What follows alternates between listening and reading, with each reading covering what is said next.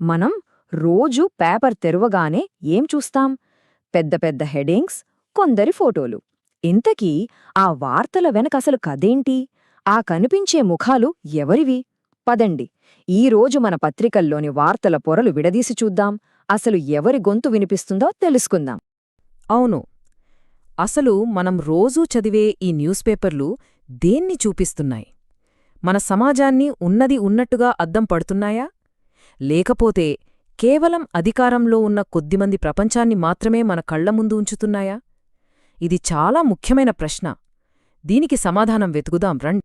సరే, ఈ విషయాన్ని తేలిగ్గా అర్థం చేసుకోవడానికి ఒక సింపుల్ టెక్నిక్ వాడదాం. అదే న్యూస్ పిరమిడ్.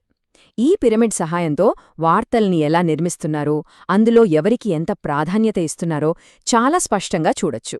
సో ముందుగా ఆ పిరమిడ్ పైకి వెళ్దాం. అంటే శిఖరాగ్రంలో ఎవరున్నారో రైట్. ఈ న్యూస్ పిరమిడ్లో టాప్లో అంటే శిఖరాగ్రంలో ఎవరున్నారు? వార్తల్లో సింహభాగం ఎవరికి దక్కుతోంది? ఒకసారి ఆలోచించండి. ఏ పేపర్ ఫ్రంట్ పేజీ చూసినా మనకు ఎక్కువగా ఏం కనిపిస్తుంది? అవే రాజకీయ నాయకుల ఫోటోలు, వాళ్ల ప్రకటనలు, ప్రభుత్వ నిర్ణయాలు. ఫలానా ఐపీఎస్ ఆఫీసర్ బదిలీ అయ్యారని, ప్రభుత్వం ఫలానా పాలసీ తెచ్చిందని. ఇలా మొత్తం వార్తలన్నీ వాళ్ల చుట్టూనే తిరుగుతున్నట్టనిపించట్లేదా?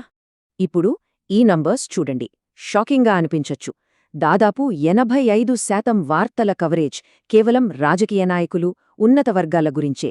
అంటే మిగిలిన బీసీ, ఎస్సీ, ఎస్టీ మైనారిటీలందరికీ కేవలం 15% మాత్రమే. ఇంత పెద్ద గ్యాప్ ఉంటే ఇక మెజారిటీ ప్రజల గొంతుక ఎక్కడ వినిపిస్తుంది? వాళ్ల కథలు, వాళ్ల విజయాలు ఎవరికి తెలుస్తాయి? ఇది ఎంత పెద్ద ప్రభావం చూపిస్తోందో కదా. సో వార్తల్లోని మెయిన్ క్యారెక్టర్స్ ఎవరంటే లిస్ట్ చాలా సింపుల్. మన ముఖ్యమంత్రులు, ప్రధానమంత్రి, కేసీఆర్, చంద్రబాబు నాయుడు లాంటి పెద్ద పెద్ద రాజకీయ నాయకులు, లేదా హై లెవెల్ ఐపీఎస్ ఆఫీసర్లు, చివరికి అంతర్జాతీయ రాజకీయ నాయకులు. రోజూ పేపర్లో కనిపించేది వీళ్ళే. సరే, పిరమిడ్ టాప్లో ఎవరున్నారో చూశాం. మరి ఆ పిరమిడ్కి బేస్ అంటే పునాదిలాంటి సామాన్య ప్రజల సంగతేంటి? వాళ్ళు ఈ వార్తల ప్రపంచంలో ఎక్కడున్నారు? అట్టడుగున ఎందుకుండిపోయారు?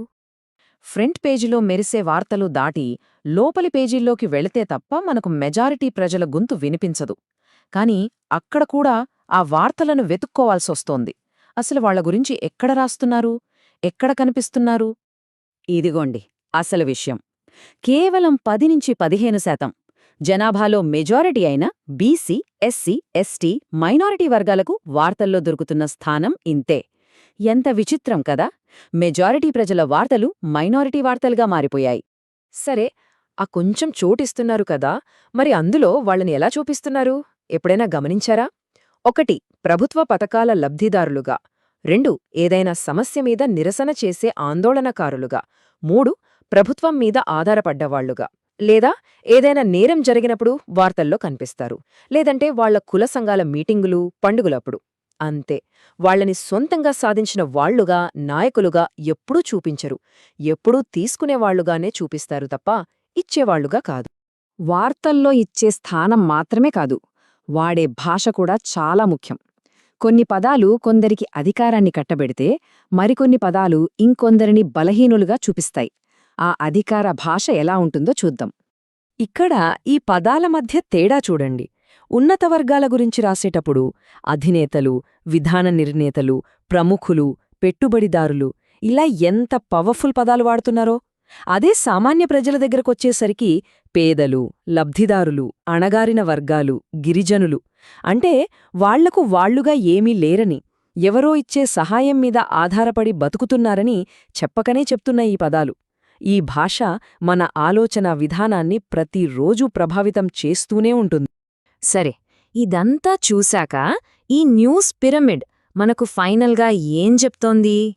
సింపుల్గా చెప్పాలంటే ఈ పేపర్లన్నీ కలిసి మనకు ఇస్తున్న సందేశం ఒక్కటే: అధికారం, రాజకీయాలు మాత్రమే ముఖ్యం, అంతే.